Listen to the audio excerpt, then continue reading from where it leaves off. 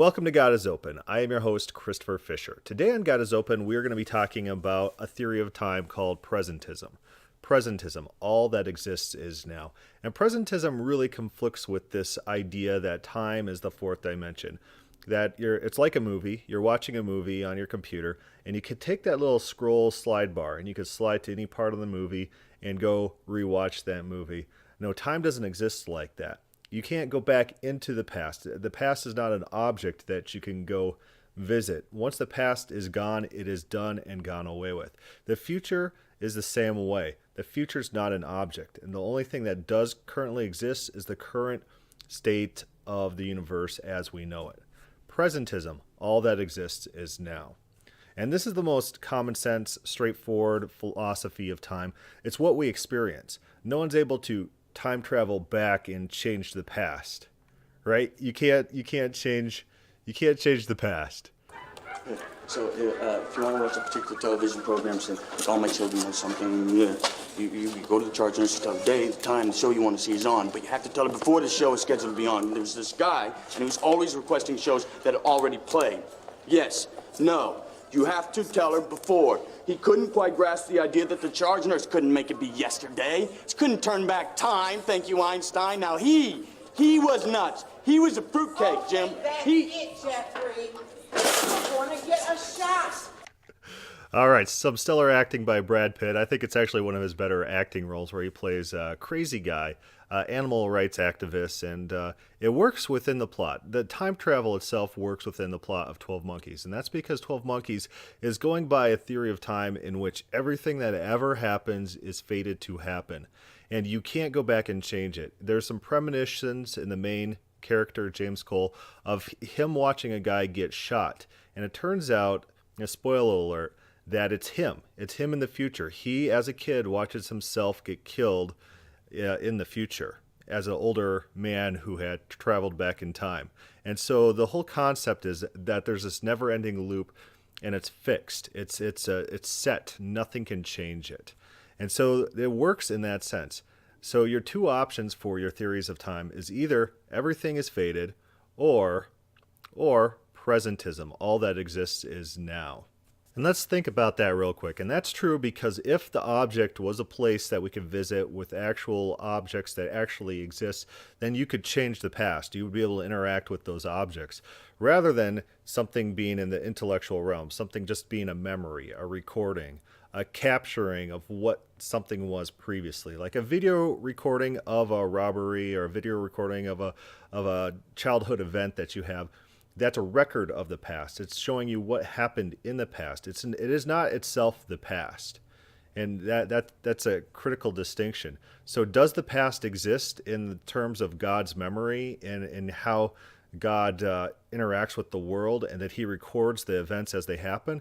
It could exist in that fashion, but not as actual objects that someone could go and interact with and change. So presentism, the idea that all there is now. The past are not objects. You can't visit it. They're not things. The future are not objects. You can't visit it.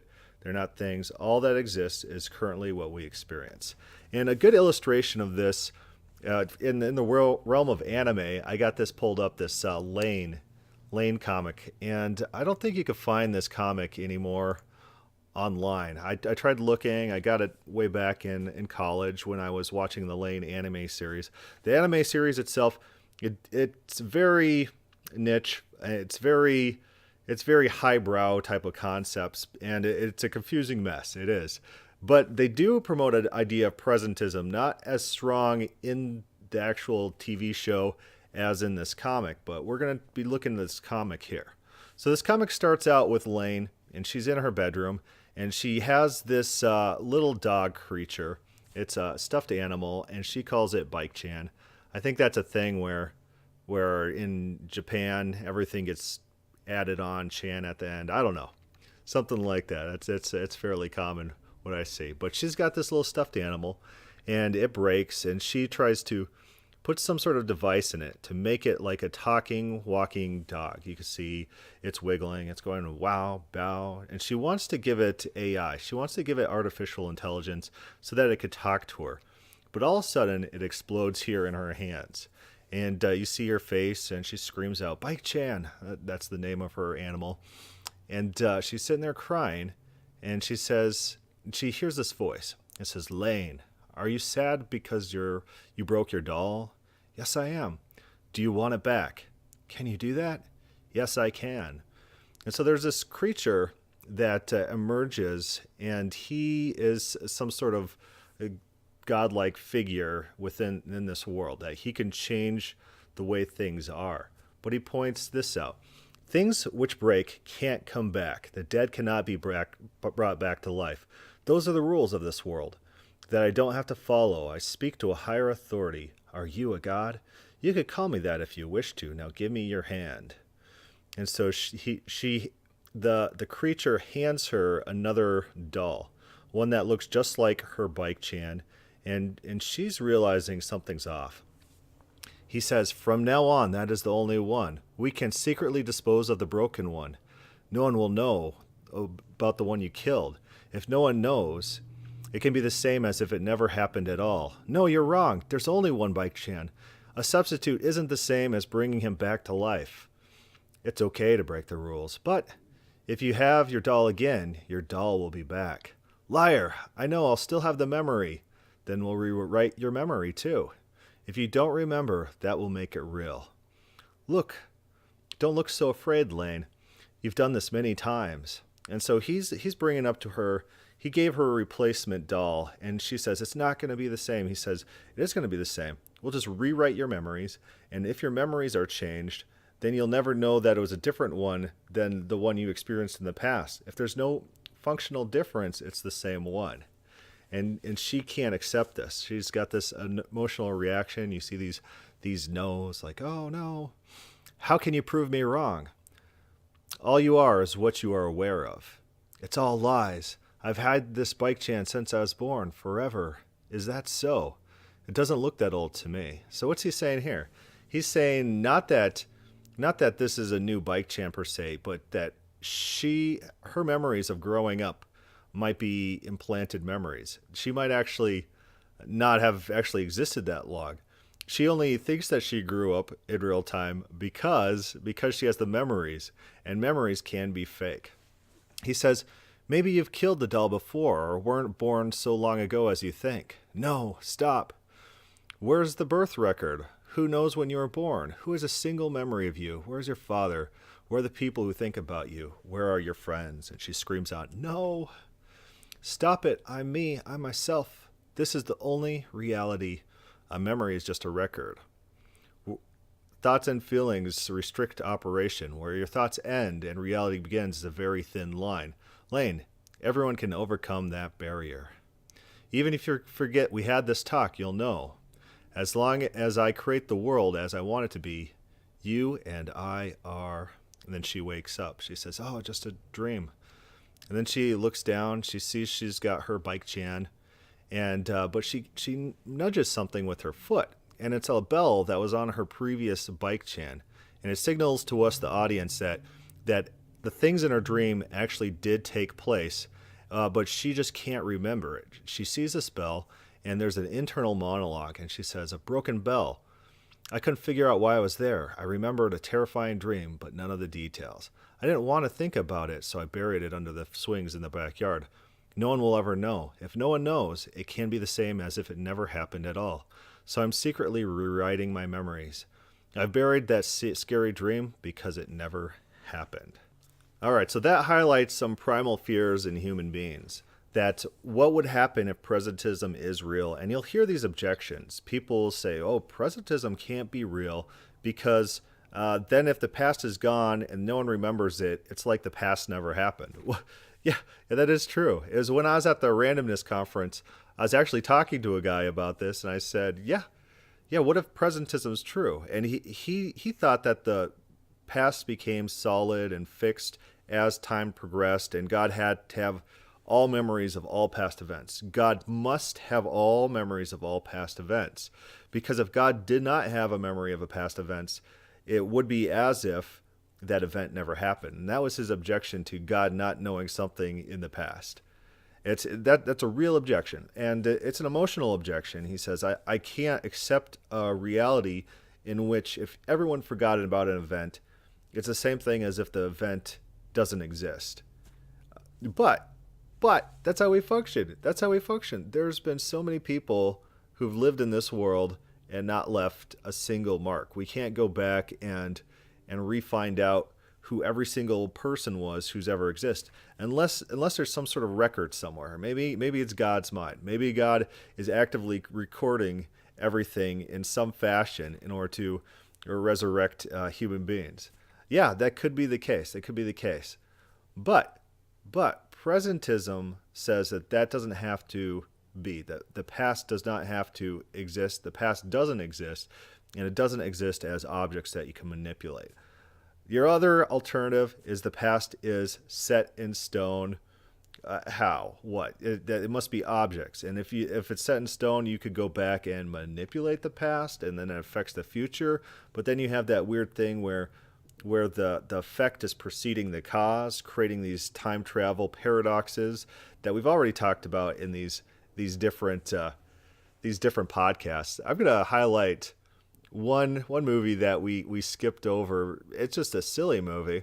It's called Star Trek 4. So if you like Star Trek, I think out of all the Star Treks, this is the absolute worst one. I know people really hate the one that William Shatner directed. I think it's number 5. But number 4, here's the plot of it. There's an alien who comes to Earth, a massive technology. It's threatening the destruction of Earth, and they have to go find a humpback whale to communicate with this alien, to send the alien on its way. And there's none that exist because they're all extinct, because human beings are real bad and the oceans were trashed, and they're hunted to extinction, you know. Man hunted humpback whales to extinction. And now this super powerful race is going to destroy all of Earth unless they hear a humpback whale in actual wood. So that's seriously the plot. And they're like, okay, how about we just time travel? And that was like their first solution, and everyone's like, they nod their heads. We'll play the scene. Been extinct since the 21st century. It is possible that an alien intelligence sent the probe to determine why they lost contact. My God. Spock, could the humpback's answer to this call be simulated? Sounds, but not the language. We would be responding in gibberish. Does the species exist on any other planet? Negative. Humpbacks were indigenous to Earth. Earth of the past. Well, there's no choice. We must destroy the probe before it destroys Earth. To attempt to do so would be futile, Admiral. The probe could render us neutral easily. We can't just turn away. There must be an alternative. There is one possibility, but of course I cannot guarantee success. We could attempt to find some humpback whales. You just said there aren't any, except on Earth of the past. Yes, Doctor. That is exactly what I said. Well, in that case... Now wait just a damn minute. Spock, start your computations for time warp. Bones, you come with me. The writing of this movie is absolutely terrible. So there has to be this advanced species that the only possible way to defeat it is to go back in time to get a humpback whale who's extinct because of man's activities, and they're like, it's just ludicrous. And he's just like, let's go time travel, and everyone's like, what? Okay, we'll do it. Like any Joe Schmo can just time travel back to the past, and as if the entire present would just be flooded with future time travelers if that was the case, that people could just do that. And one scene then is this, he takes his glasses, and his glasses were a present from his doctor, and they pawn him off in 1980s America. They pawn off the glasses for $100 in order to have some spending cash.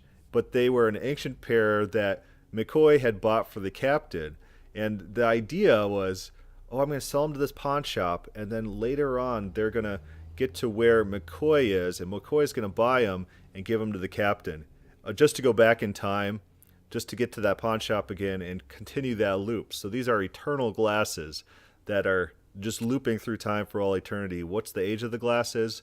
Infinite lifespan of these glasses. But that paradox is not explored. This is real bad writing. They don't understand the time travel, the weird stuff that they're getting into, and it's just a propaganda piece for save the whales, save the whales. There's one scene where it's like this lady, she's in this whale museum, and she's like, the whales have no predators except for one, and then the captain's there, Captain William Shatner, and he's like, man, all like. Oh, she's like, very good. You got it. It was man. Oh, it's just a cringeworthy movie. It's hard to watch. But the time travel doesn't work. You get these infinite loop paradoxes where these objects that exist infinite amount of times, such as the glasses, and they bring back technology into the past, and they get a guy to design a holding tank for these whales with 1-inch thick walls, and they give them the technology, and so they're spawning technology into existence from the future by having the technology, bringing it to the past, and then re-looping it. It's the time travel paradox. Where did it ever originate? It never originated anywhere. This is just infinite, unoriginated knowledge that's introduced into the time continuum.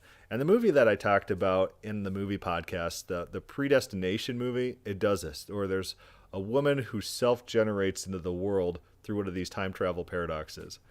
It doesn't make sense. It's not a good movie. It's terrible writing on all sorts of fronts. It makes no sense scientifically. The new Star Trek series, it does make sense. They're time travel because you're time traveling back into an alternate universe. So you're not affecting the time frame, the continuum of the place you're time traveling back from.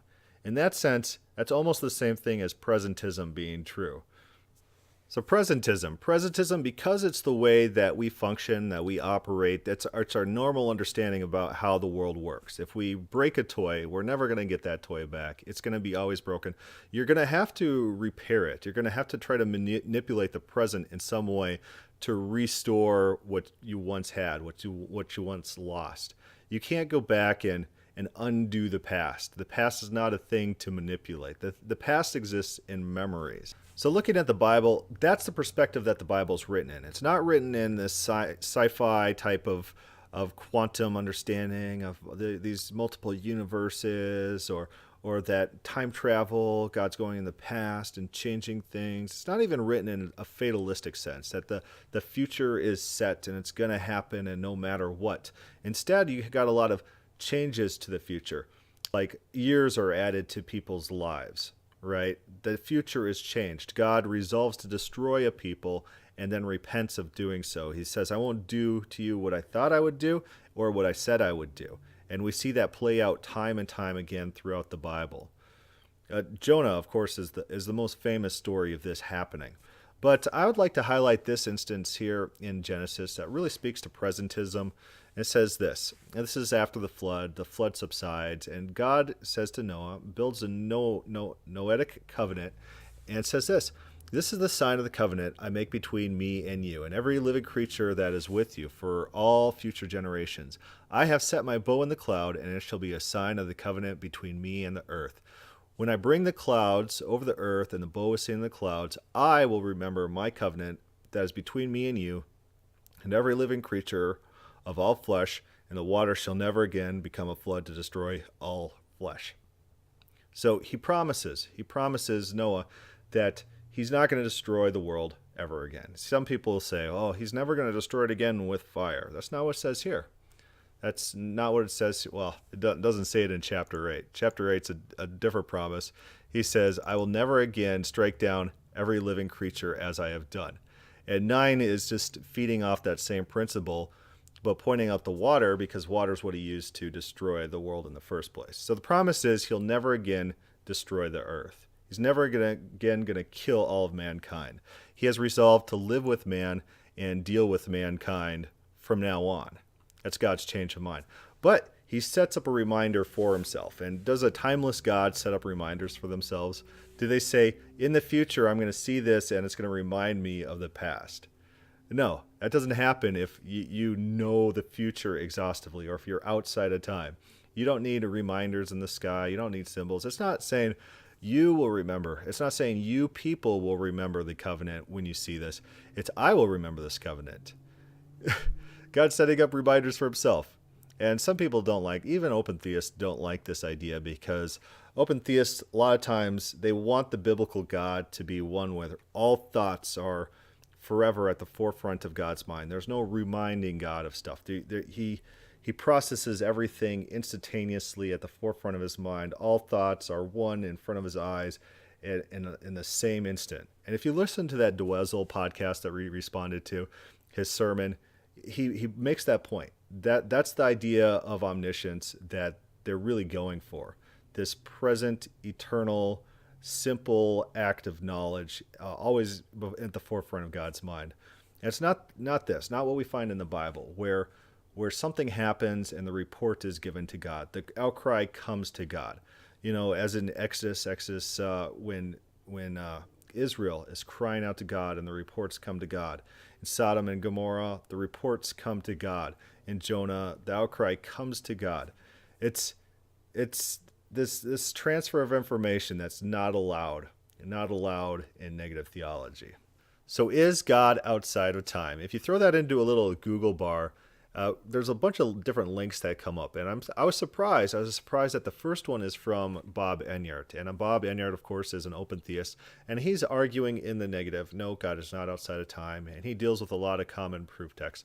But let's go to a critical article, something that argues that yes, he is outside of time, and let's look at this first statement here. God dwells in a different dimension, a spirit realm, beyond the perception of our physical senses. So in the Bible, you have a lot of people being brought to heaven, and they're being brought to heaven in the body. And Paul, he says, I knew a fellow, and he visited the third heaven. I don't know if it was he spiritually did it or in the body, because Paul, he wasn't a Platonist like these guys are, who think that the spirit realm is distinct from the physical, where the physical beings cannot enter the spiritual realm. But throughout the Bible, it happens all the time. People are physically transported into the spiritual realm. It happens throughout the Bible. So where these people are getting that the spirit realm is dialectically opposed to the material realm, that's Platonism. It's not the Bible. The Bible has people visiting the spirit realm. So let's read this again. God dwells in a different dimension, the spirit realm, beyond the perception of our physical senses. It's not that God isn't real. It's a matter of his not being limited to the physical laws and dimensions that govern our world. The good thing about these articles is they put a little link to their proof text. And their proof text is Isaiah 57:15, and they're using the ESV. And I like the ESV. I use the ESV for the Old Testament. I use the New King James for the New Testament. But here's what the ESV says. This is their proof text, that God is not bounded by the physical parts of the world, which includes time, apparently. In their mind, time is a dimension like space, length, width, rather than just a means for us to conceptualize events in relation to each other. That's what time actually is. It's a way to measure relationship between events. Isaiah 57:15.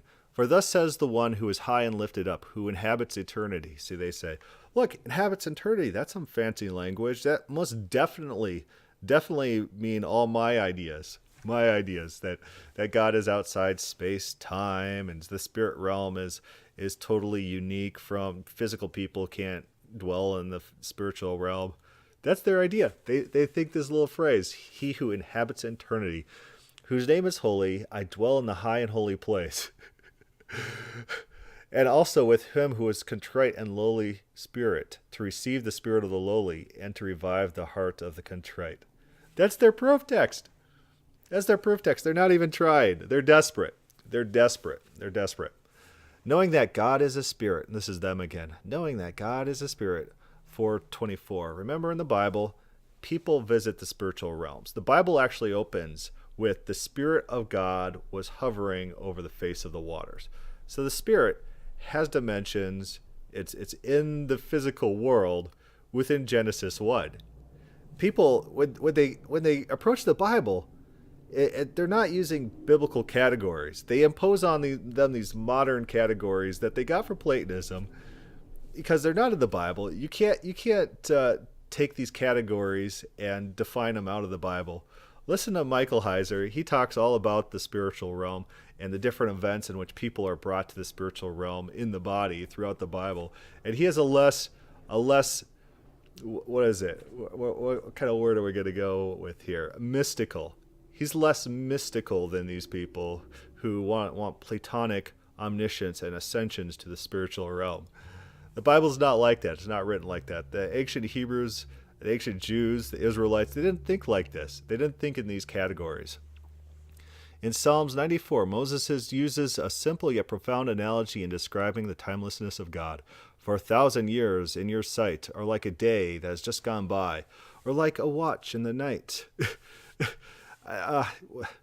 Read the context. Read the context. This is talking about God's eternity, how much time God experiences, and mankind, we just wither and die. We live maybe 100 years, if even, and God lives forever and ever.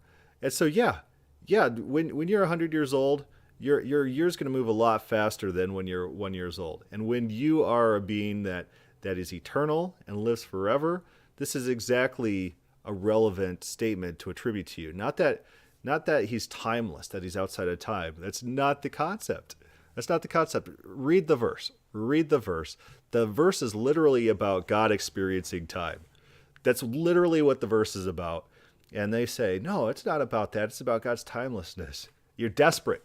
You're desperate. This is evidence against your view. This is evidence that says you're just making stuff up. God experiences time, your own proof text. Read your proof text. Just look at it and read it. It says 1,000 years in your sight, so he watches 1,000 years, are but as yesterday when it is past. So this is about experiencing time. This verse is literally built around the concept of God experiencing time. If it was timelessness, that would be an entire different analogy. That'd be an entirely different point being made. Let's try to click into it so that we can't get more context. Genesis 90. I'll probably have to jump into my eSword software real quick here and track it down. Psalms 90. And I think we've dealt with this on the podcast before. At least we have on our webpage, God is Open. You sweep them away. 1,000. Okay, so this is about God and his relation to mankind and God's superiority. And I actually do. I think I cover this psalm in my book, God is Open. This is a prayer of Moses. He says, before the mountains were brought forth, or have ever had formed the earth and the world, from everlasting to everlasting, you are God. So God existed before these things. Not that God's timeless.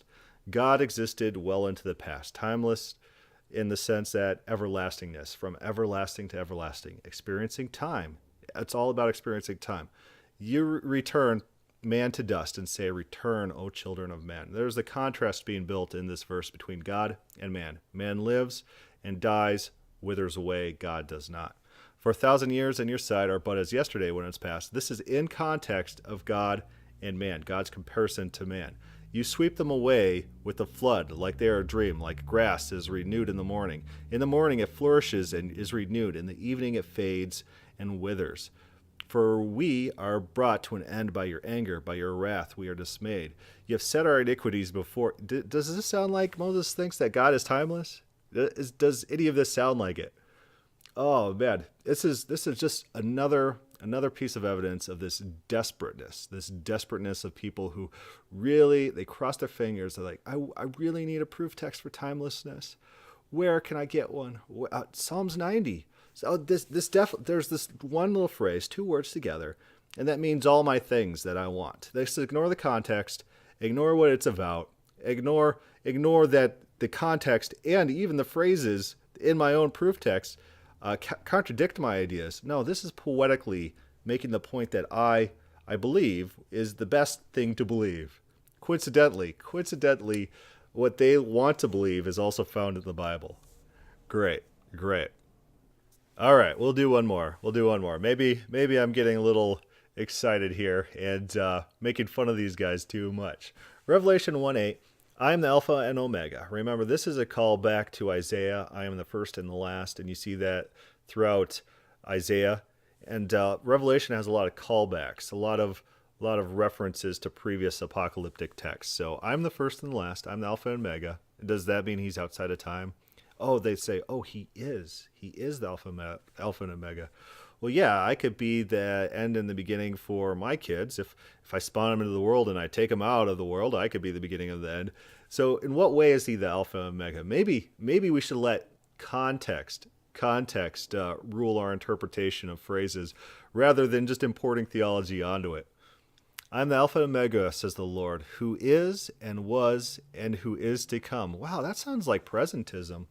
That sounds like that the future is not set, that the future is not an object, and that God is in time and experiences time. That really sounds like that to me. And but I think contextually this is making a different point. And I think this is about power and not about God's always existing. And Revelation is all about God's power. God's going to come back. He's going to judge the world. He's going to set things right. He's going to use his power to shape the world into what he wants. And that's the context of being who was and is to come. And if you don't think that's true, there's an alternative phrase, Revelation 17:8. And this is about the beast. And it says this: the beast that you saw was and is not and is about to rise from the bottomless pit and go to destruction. So what this is saying, it's very similar language to was and is to come. The beast you saw was and is not and is to come. And I think there's at least two references using the same parallel language. And what this is talking about is his control of power. How much power does he have? He used to have power. He currently is deposed of power, and he's going to rise and gain more power. That's what it sounds like to me. It's not about timelessness. It's not about being in time. This is a power statement. So right there, we just hit a couple of the major timelessness proof texts, and none of the context remotely suggests timelessness. They all suggest that God's in time. They all suggest that he experiences time. And you just have to have no regard for the text to impose on to that timelessness. All right, I have to jump back in and add a little bit to this video because I forgot one important point. People say that God has to be outside of time because if God was in time, then past would stretch to infinity. And they'd say, what was God doing for all that time? And how could God exist forever into the past? It doesn't make sense conceptually. Well, presentism, I guess, solves that issue. God has always existed. It's always been the present. The past is not a thing. So God exists, and he always has existed. You don't have to talk about infinite past. Infinite past is not a thing. That's a concept. That's a category that they're interjecting into the debate. And we don't have to accept that category. We don't have to explain how infinite time into the past exists or infinite time into the future exists. You don't have to do it with presentism because the past and future are not things. All that exists is now.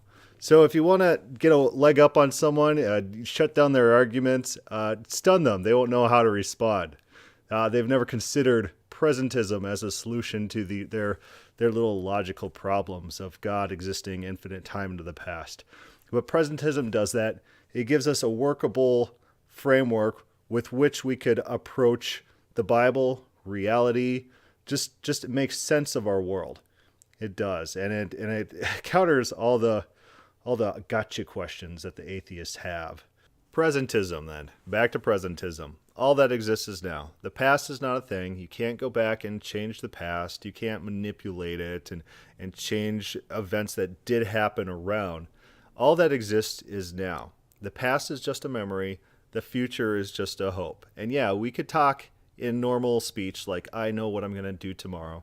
Yeah, I can know the future. I can know the past. I know what I did last Saturday.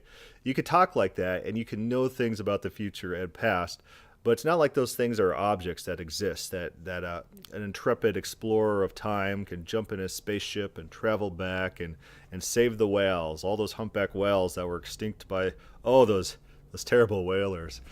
I forgot in that movie, there's this very cringeworthy scene where they release the whales. They're trying to get the whales from like a SeaWorld type place. But the researchers, they release the whales into the wild, and right away, almost almost instantly there's a whaler ship that's on them. Like, like what? What? That's bad writing right there. Bad writing. But an intrepid explorer from the future is not going to fly back there, clean on time travel spaceship in order to save the whales. It's not going to happen. It doesn't work like that. You get into those time loop paradoxes. It doesn't make sense. It's not functional. And the only way that you could salvage that is fatalism. Fatalism. The Bible's not fatalistic. The Bible doesn't think time's manipulatable. The Bible is written as if we live in presentism, that what we do today can change the world around us. We have thoughts and desires. We have volition. We can do things. We can't change the past, though. We can't change the past. That was quick and dirty about presentism, a little bit of media, pop culture thrown in there. So if you have any questions, comments on this podcast, send that to godisopenquestions@gmail.com. Thank you for listening.